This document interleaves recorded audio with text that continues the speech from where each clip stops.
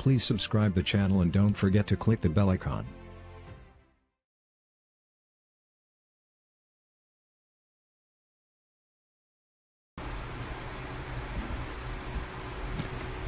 तो जैसा कि हम बात कर रहे थे कि हमारे पास जो है वो पिगमेंट्स जो हैं they are in two forms.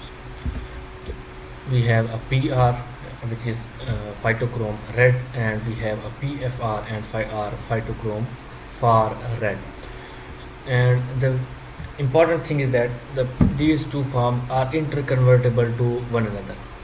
So the 2 points that we have made in the previous slide, that are three. There are three important points in the working or in the mechanism of phytochromes.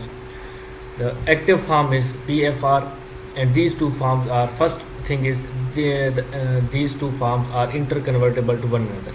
When PR absorbs light, it will be converted to PFR, and PFR when absorbs far red light, it will be converted to red light, PR. So now the active form of the phytochrome is PFR, and the third thing is that the synthesis occurs in the PR form. And here are the two pathways that PFR will be, either it will be enzymatically destructed, enzymatic breakdown उसका हो जाता है, या उसका क्या है, it will be slowly converted to PR form in the darkness. So let's proceed.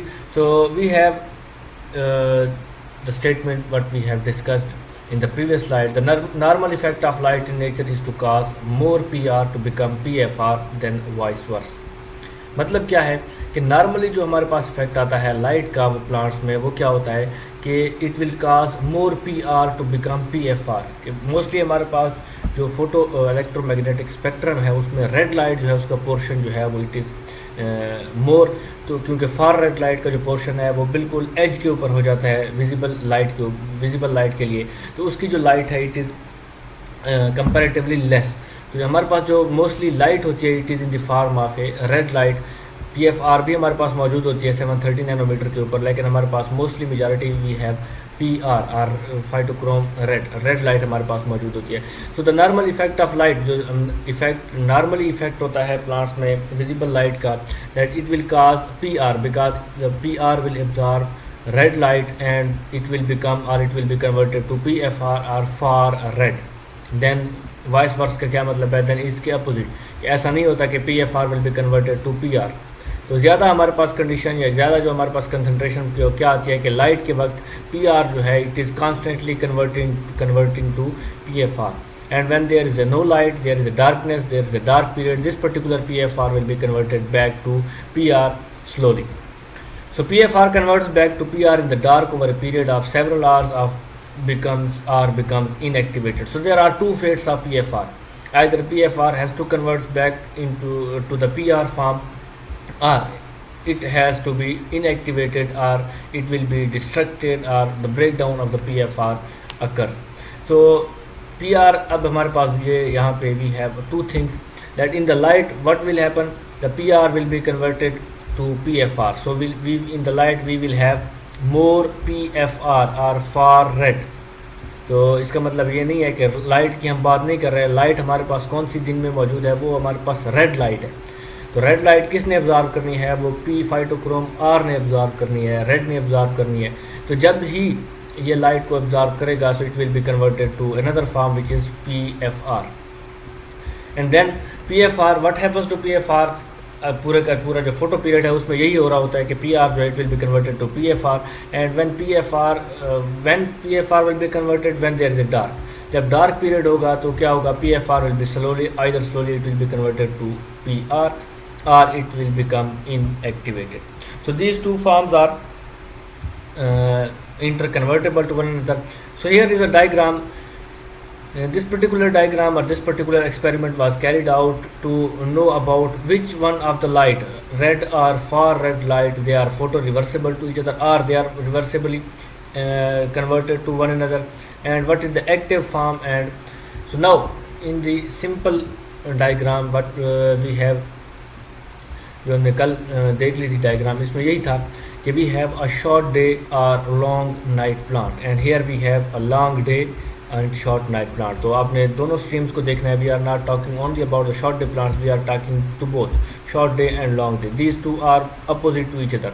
आपको नज़र आ रहा होगा यहाँ पे वेजिटेटिव है, मिडल में यहाँ पे फ्लावरिंग है, और राइट साइड पे क्या है, फिर वेजिटेटिव है। यहाँ पे स्टार्ट में भी हमारे पास फ्लावरिंग है, मिडल में वेजिटेटिव है, और लास्ट में हमारे पास फिर जो है वो फ्लावरिंग रिस्पॉन्स है। तो this the long day and short day plants as far as the flowering response is concern, these two are opposite to one another. So here we start from a long day plants में क्या होता है कि they require light period और photo period more than critical length. उनको photo period कितना चाहिए होता है, क्रिटिकल लेंथ से ज़्यादा चाहिए होता है। फॉर एग्जांपल यहाँ पे हमारे पास जो लेफ़्ट साइड पे है, we have 24 hours of the day. इसमें ये जो आपको येलो हमारे पास कलर है, yellow colour scheme indicates the light period और photo period, and the black indicates the dark period.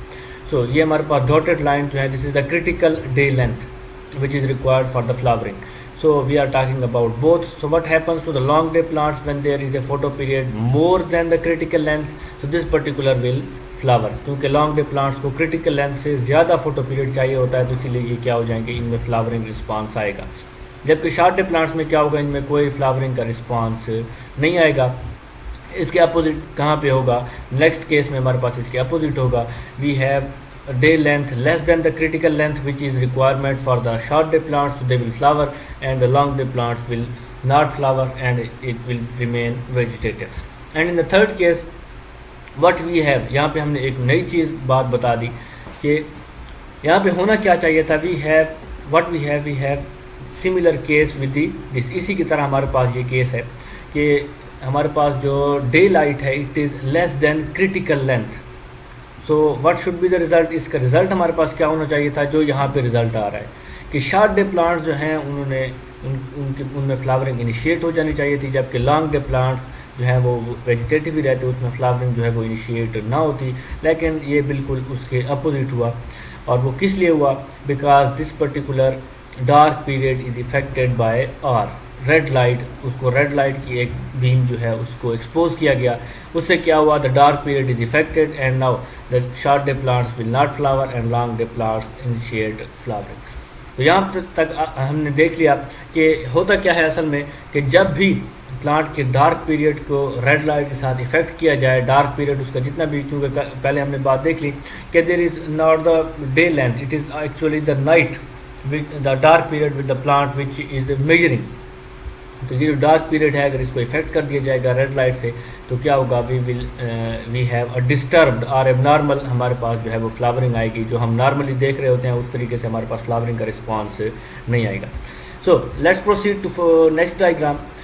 इसमें अब देखते हैं हम, ये हमारे पास सिंपली वही स्टार्ट वाली डायग्राम की तरह है। We have 24 hours total period, and we have a flowering. These are also long day or short night plant, and here we have a short day or long night plant. So what happens, we have a day length more than a critical length, so this yellow portion, so the long day plants will flower and short day plants remain vegetative, there is no flowering response. And what happens to the next, यहाँ पे हमारे पास क्या है, क्योंकि critical day length so it is less than the critical period, the day length is less than the critical period, photo period which is required. So now it will be, here we have flowering in the short day plants and there is no response in the long day. So but we have another thing, यहाँ पे हमारे पास एक और चीज़ है which is really interesting. So what happens, सबसे पहले हम एक जनरलाइजेशन बता देते हैं। यहाँ पे हमने क्या चीज़ देखी है कि जब भी हमने रेड लाइट का रिस्पांस दिया है, रेड लाइट जब भी आई है, जब भी रेड लाइट की तरफ उसको एक्सपोज किया गया है, लीव्स को या सीड्स को या जिसको भी, उससे क्या होता है कि यहाँ पे एबनॉर्मेलिटी आ जाती है। एबनॉर्मेलिटी का क्या मतलब, कि वो जो हमारे पास रिस्पांस आता है वो बिल्कुल अपोजिट आता है, वो रिस्पांस नॉर्मल नहीं आता। लेकिन इस थर्ड केस में हमने एक और जो थर्ड केस में हम देख रहे हैं, in another experiment it was observe that if we provide alternatively red light and then we expose this particular plant to far red light, तो क्या होता है कि ये जो फार रेड लाइट है it will cancel the effect of red light. इसका क्या मतलब है कि अगर हमने सिर्फ रेड लाइट यहाँ पे प्रोवाइड की है, तो रेड लाइट का जो इफेक्ट आएगा वो प्लांट उसको परसीव करेगा और यहाँ पे एबनॉर्मेलिटी आएगी। But here we are giving the light alternatively यहाँ पे हमने पहले आर दे दिया, रेड लाइट हमने इसको प्रोवाइड कर दी, रेड लाइट की तरफ एक्सपोज कर दिया, and then we have given a far red light. तो जैसे ही हम फार रेड लाइट देते हैं तो वो फिर दोबारा रेड लाइट में कन्वर्ट हो जाती है, and now they are cancelling the effect of each other and we have a normal response. जो हमारे पास आना चाहिए था वही रिस्पांस ही आता है। ठीक है, अब ये जो हम नेक्स्ट डायग्राम में, नेक्स्ट केस में हम देख रहे हैं, नेक्स्ट एक्सपेरिमेंट में, यहाँ पे हमने क्या किया, first we have given red light, then secondly we have given far red light, and then we have given red light. तो अब क्या है हमारे पास, अब होना क्या चाहिए था या हुआ क्या, हमारे पास रिज़ल्ट क्या आया कि यहाँ पे हमारे पास यहाँ पे क्रिटिकल लेंथ जो है, डे लेंथ है वो कम है, क्योंकि क्रिटिकल पीरियड जो है वो, फोटो पीरियड जो है वो क्रिटिकल डे लेंथ से कम है। तो शॉर्ट डे प्लांट्स में फ्लावरिंग होनी चाहिए थी, लेकिन यहाँ पे फ्लावरिंग नहीं हुई। By the long day plants have flowered similar the result which we have obtained here. तो यहाँ पे क्या हुआ, यहाँ पे तो हमने रेड लाइट भी दे दी, उसके बाद फार रेड लाइट भी दे दी, उसके बाद हमने फिर दोबारा क्या दे दिया, रेड लाइट की तरफ उसको एक्सपोज कर दिया। तो लेकिन रिजल्ट हमारे पास क्या आया, इसी तरह का ही आया। यहाँ पे हमने क्या बात कर दी कि वो रिवर्सिबल हो जाता है उसका इफेक्ट। तो यहाँ पे देखें, जो एक्सपेरिमेंट के बाद जो रिजल्ट कंक्लूड किए गए कि जो रिज़ल्ट है हमारे पास, या फ्लावरिंग का जो रिस्पांस है, फ्लावरिंग की जो इनिशिएशन है, इट डिपेंड्स अपॉन कि कौन सी लाइट हम बिल्कुल आखिर में दे रहे हैं। चाहे हम ये सारे का सारा डार्क पीरियड जो है, या 4 दफ़ा या 5 दफ़ा ये रेड लाइट, फिर फार रेड लाइट, फिर रेड लाइट, फिर फार रेड लाइट देते रहें, तो आखिर में हमने जो भी लाइट देनी है, चाहे वो रेड लाइट है, चाहे वो फार रेड लाइट है, the results are the initiation of flowering depends upon that particular light. अगर हमने आखिर में रेड लाइट देनी है तो हमारे पास रिज़ल्ट एबनॉर्मल ही आएगा, जिस तरह हमारे पास यहाँ पे एबनॉर्मल आया। अगर हमने लास्ट में फार रेड लाइट देनी है तो वो रेड लाइट के इफेक्ट को कैंसिल कर देगी, and we will get a normal flowering response similar we have getting, जिस तरह हम यहाँ पे देख रहे हैं। We have given red light and then we have given far red light, then red light, and after that we have given also far red light. तो यहाँ पे हमारे पास क्या है, चूँकि जो फोटो पीरियड है it is less than the critical day length, now the short day plants है flowered and long day plants है नॉट फ्लावर्ड। तो यहाँ पे हम क्या चीज़ देखते हैं कि इन लाइट का जो है वो रिस्पांस यहाँ पे मौजूद होता है। रेड लाइट जो है it will effect the process of और फाइटोक्रोम आर जो है, जिसको हम कहते हैं, इट विल बी इफेक्टेड। तो इसको हम किसी एक और वर्ड में भी कह सकते हैं कि आर जो है, जो that particular P R is inactive form. वो क्या है, उसकी इनएक्टिव फॉर्म है, वो एक्टिव नहीं होता डार्क पीरियड में उसके, क्योंकि फार डार्क पीरियड में F R is converting continuously to red phytochrome red. तो रात को क्या हो रहा होता है कि रेड लाइट जो है वो फाइटोक्रोम आर जो है it is more as compare to phytochrome P F R. So when we give R red light, so when phytochrome R absorbs red light it will be converted to FR। वो फ़ौरन ही किस में convert हो जाएगा, FR में convert हो जाएगा, और FR जो है वो उसकी बायोलॉजिकली एक्टिव फॉर्म है, and it will effect the flowering response. वो क्या करेगी, उसको वो ऐसा उसको लगेगा कि अब जो है वो डार्क पीरियड ख़त्म हो गया है, और now we have a day length और अ फोटो पीरियड। तो उससे क्या होगा, उसका जो फ्लावरिंग का रिस्पांस है इट विल बी इफेक्टेड। जब लेकिन अगर हम एफ आर आखिर में दे देते हैं, फार रेड लाइट आखिर में देते हैं, तो क्या होगा, फार रेड लाइट और phytochrome P F R when absorbs light it will be converted to R which is inactive form, and there will be no response and we will get a normal result. So ये हमने एक model जो है वो पहले भी देख लिया था कि what happens, we have a P F R which is the active form. अभी जो हम बात कर रहे थे कि पी एफ आर क्या है, this is the active form, it is biological response is carried out by R. Biological response के लिए जो रिस्पॉन्सिबल है वो हमारे पास पी एफ आर है। यहाँ पे हमारे पास when it absorb far red light it will be converted to P R along, और इसके साथ साथ ये सिर्फ फार रेड लाइट से ही इसकी जो है वो कन्वर्शन नहीं होती। There is extended, if there is extended dark period which happens, जो रात को अवेलेबल होता है प्लांट के लिए, तो उससे क्या होता है, P F R continuously and gradually will be converted to P R. So जब रात ख़त्म होती है, सुबह के वक्त, मॉर्निंग के वक्त सबसे ज़्यादा कंसंट्रेशन किसकी होगी, पी आर की होगी बजाय पी एफ आर के। तो क्या होगा, रात को सारे का सारा पी एफ आर जो है it will be converted to P R, and when there is a morning, जैसे ही सन जो है सूरज जो है वो निकलता है, और red light will be absorb by PR and it will be converted to PFR and there will be a biological response. So here, as far as the PFR is concerned, there are two pathways. If it will be converted to either it will be converted to PR or it will be disintegrated by enzymatic disintegration. तो ये तो हम बात कर रहे थे फाइटोक्रोम्स की.